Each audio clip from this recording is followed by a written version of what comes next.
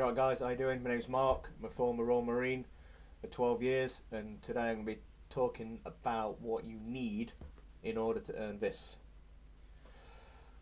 Green Beret. Now you can go online and buy one if you want, but if you actually want to earn it, what do you need? Clearly you need to meet a certain criteria like height, weight, physical assessments, that kind of stuff.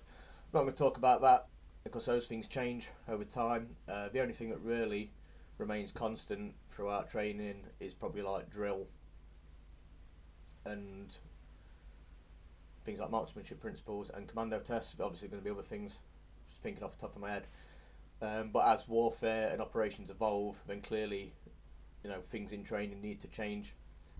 So I'm going to grab a drink, come back, and then talk about what it is that I think you need in order to earn a Green Beret.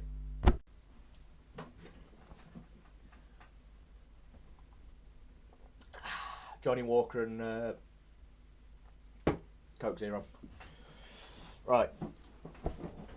So what is it you need?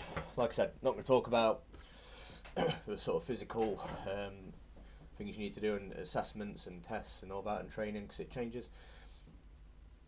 So clearly if you're going to join the Marines, or I would say any type of infantry unit really, so whether that be British Army infantry or Marines or whatever, you need to be physically fit. There's not really, I don't really see a way around it. You're going to be carrying heavy weight, so your legs and your back, shoulders especially, you're going to have to be able to withstand that weight, but you build up to that anyway. But yeah, you need to go there with a decent level of all-round fitness. But for me, the most important thing is to be mentally strong. Those of you sort of around the age of 40, I'm 38. I remember about 20 years ago there was a recruitment campaign. I'm pretty sure the slogan was, "Have you got the strength of mind?" There is also the 99% need not apply one, but I'm pretty sure "Have you got the strength of mind" was one as well. And that's what you need. You need to have the strength of mind. I think most people fail training because of themselves. Not meaning that they're not good enough or not physically capable.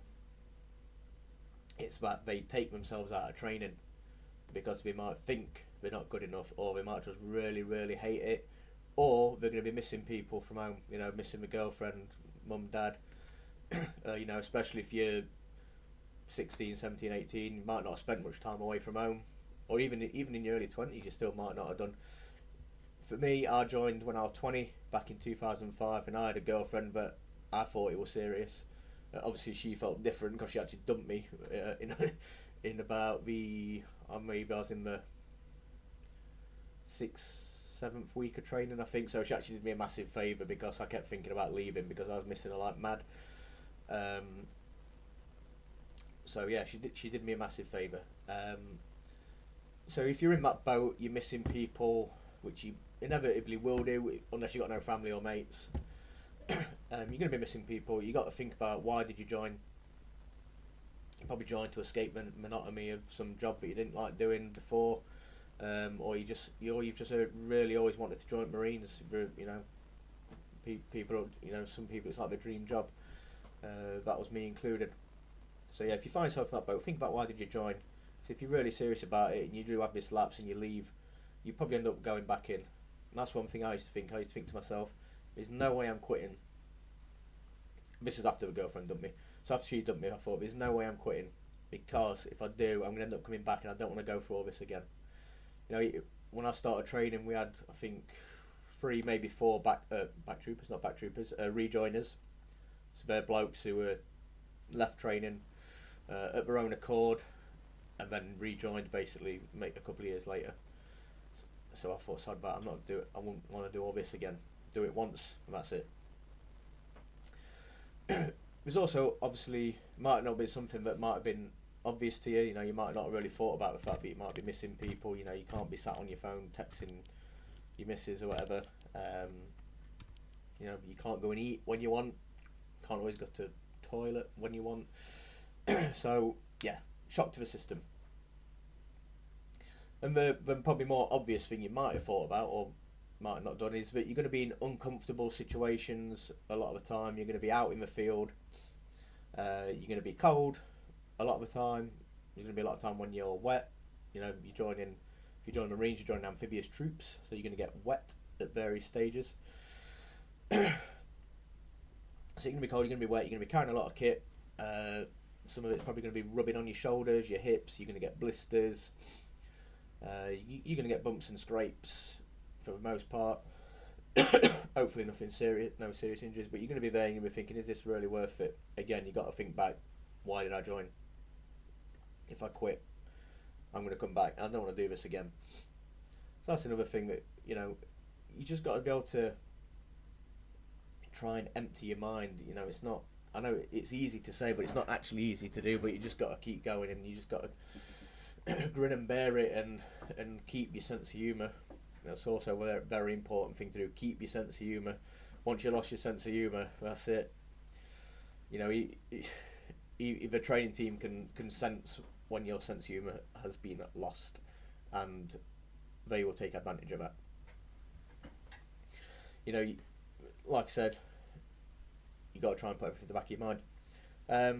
There's also the other thing about just trying hard. You know, you could be, so you got a troop, and then when I joined it was a troop, it was a small intake, a troop of 30 blokes, I think, roughly. Clearly there's going to be a best bloke and a worst bloke in the troop. It's just facts, you know, somebody's got to be the worst. That might not be sorry, that might not be in terms of their physical ability. It might be the fact that they might not really understand map reading that well. You know, even after like one-on-one tuition, they might just not be grasping certain subjects. But if they try hard, a training team can see that they're trying. You know, they're trying their best, but they're just not getting it. You know, and if you're on a yomp and you're struggling, but you just keep going, you don't give up, you just keep going. The training team, more often than not, they'll recognise that.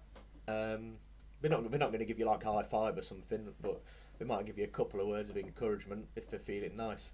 But if you're a crap bloke, you're not grasping nothing, you know, they've tried teaching you one-on-one, it's getting to a certain point where you need to be knowing something but you're not knowing it, and you're struggling on yomps and with the physical stuff, and you're not really putting the effort in, you're just whinging and whining, making a big deal of it. They'll also recognise that, and back when I was in mill, just try and get rid of you, basically, after a certain point.